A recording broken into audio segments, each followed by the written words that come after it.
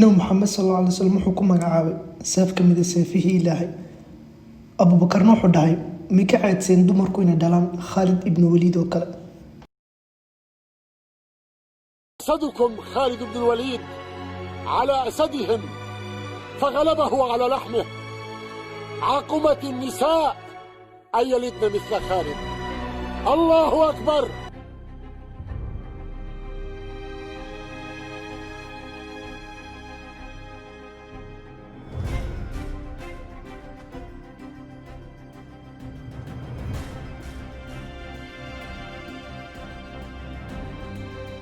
geesinimadiisa iyo taktikooyinkiisa dagaal ayaa ka dhigay in cadowgiisu ku horhoobtaan dagaal oo galeen weligii laguma jiro. Khalid ibn Walid wuxuu ka dhashay Bani Makhzum, aabihii Walidna odayga ka ahaa. qabiilka Bani Makhzum waxa uu qaabilsanaa Quraysh dhanka dagaalada iyo fardaha dagaalka lagu galo ay tababar jireen. cidda hogaaminaysa dagaalka Quraysh ay gashana iyaga ayaa go'aamin jiray. Khalid aabihii oo ahaa zaciimka ama hogaamiyaha qabiilkiisa iyo qabiilkiisa oo dhanka dagaalada qaabilsana ayaa raad ku yeeshay xaggaas aanu ka barto hogaaminimada iyo taktikooyinka dagaalka. Khalid isagoo yar ayuu bilaabay inuu barto dagaalka iyo hubka waqtigaa la adeegsan jiray qaabka loogu dagaalamo seefta iyo warankoo kale. waxaanu bartay dhammaan sida hubkaas oo dhan loogu dagaalamo iyo soo kale faraska dushiisa iyo dhulkaba inuu ku dagaalamo. waxaanu soo kale bartay inuu laba seefood ku dagaalamo isagoo faraskana lugihiisa ku maamulaya. mana jirin jasiiradda carabta waqtigaas cid qaabkaas oo kale u dagaalami jirtay marka laga reebo Zubayr ibn Awwam saxaabigii lagu magacaabi jiray Ilaahay ka raali noqday iyo Khalid ibn Walid oo kaliya ka yaqaanay jasiiradda carabta oo dhan. Khalid shakhsi ahaan wuxuu ahaa nin dheer oo qurux badan, geesi dagaalyahana kana soo jeeda reer maalqabeena, nin xoog weyn ahna u ahaa. intaasoo iskugu tagtay maka dhexdeeda wuxuu ka noqday qof dhaxalseeyo oo aad loo jecel yahay. Khalid markuu xoogaa koray wuxuu bilaabay inuu aabihii Walid ibn Mughira uu ganacsigiisa kala shaqeeyo, waxaana safar ganacsiga uu tagay dhankaas Shaam oo hadhowtana uu furan doono. Khalid safarkiisaas wax badan ayuu ka soo bartay, wuxuuna tagay meel ay ka taliso dowlad weyn oo Ruum lagu magacaabo.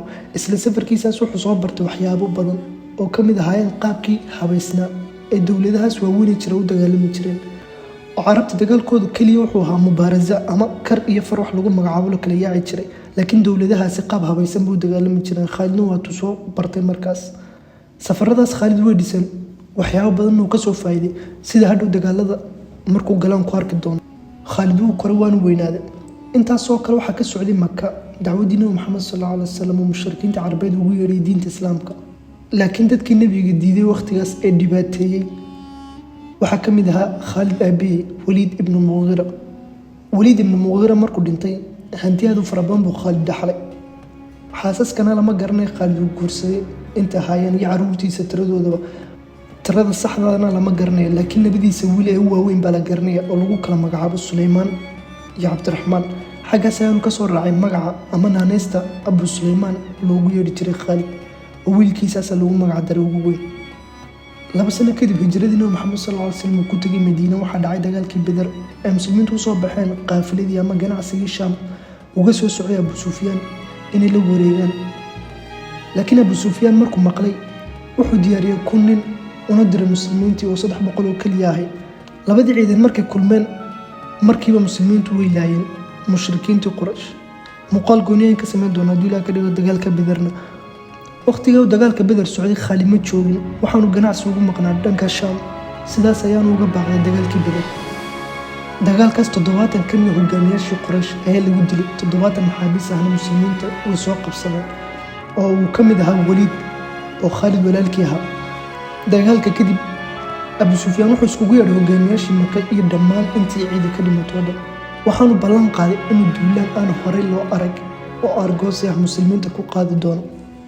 wixii kharash ah ee dagaalkooda ku baxayna inuu bixin doono oo uu ka bixin doono ganacsigii Shaam uga yimid ee kasoo badbaadiyay dagaalkaas Badr. waxaana isku raaceen inay qaadaan argoosiyan weligii horey loo arag, waa sidee uu ku tilmaameen.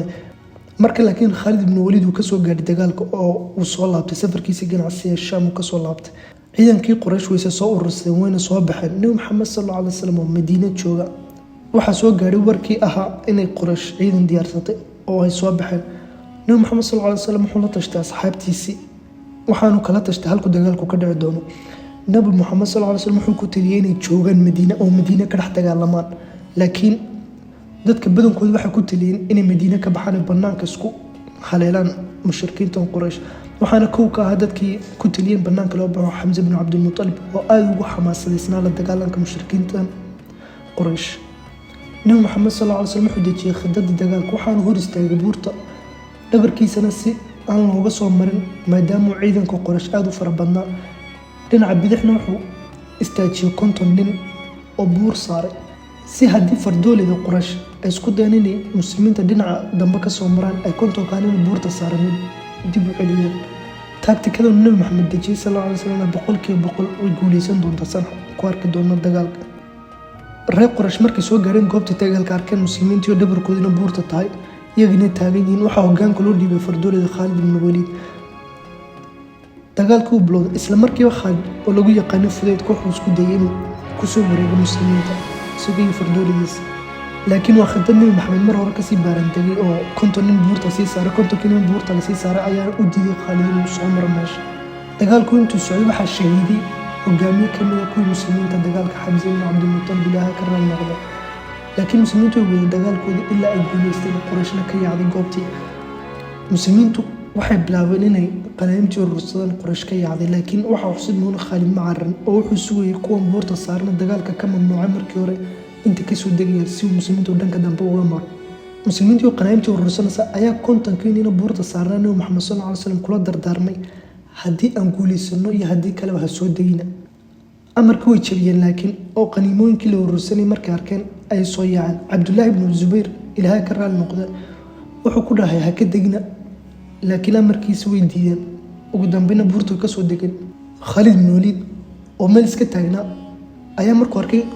kontonkiina buurta saarnaa qayb ka mid ah soo degeen ayuu dagaalka soo galay buurtiina uu soo fuulay waxaana xagga ku sheegay Abdullah ibn Zubayr ilaahay ka raali noqday Khalid markiiba muslimiintu ku soo dul wareegay oo muslimiinta dhinac ba banaanaatay Qurayshtii jabtay ay yaacday markay arkeen Khalid oo dagaalamaya dib u soo laabteen muslimiinta meel halis ay galeen oo dhaxbartamaha u galeen ciidan ka tira badan halkaas ayana muslimiintii ilaahay ka raali noqday intii shahiiday khasaaro aad u fara badan ku soo wajahay nabi Muhammad sallallahu alayhi wasallamna heer wuxuu gaaray la mooday inuu dhintay laakiin dhaawac aad u fara badan soo gaaray dagaalkan taariikhiyanadu waxa ku tilmaamaan dagaalkii ku kulmeen laba ka mid ah taariikhiyanadii dagaalada ee ugu fiicnaa taariikhda bini'aadamka soo mara waana Khalid ibn Walid iyo Muhammad sallallahu alayhi wasallam dagaalkan Uhud culimada taariikhda qaar ayaa ku dooda jab ma ahayn guuldarrana ma ahayn oo Quraysh Madiina ma qabsan Muhammad sallallahu alayhi wasallam ma dilin meesha waxba kale ma tegin soo kale waxaa jiray in Muhammad sallallahu alayhi wasallam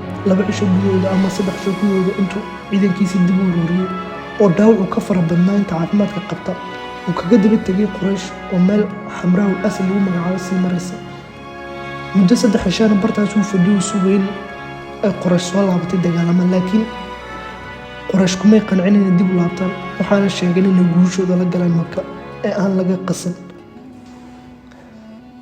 laakiin dagaalka Uhud ugu dambeyntii wuxuu ku soo dhamaaday guuldarro muslimiinta laakiin wax aad iyo aad u fara badan ay ka faa'iideen muslimiintu oo ay ku dhaqmi doonaan dagaalada dambe ay geli doonaan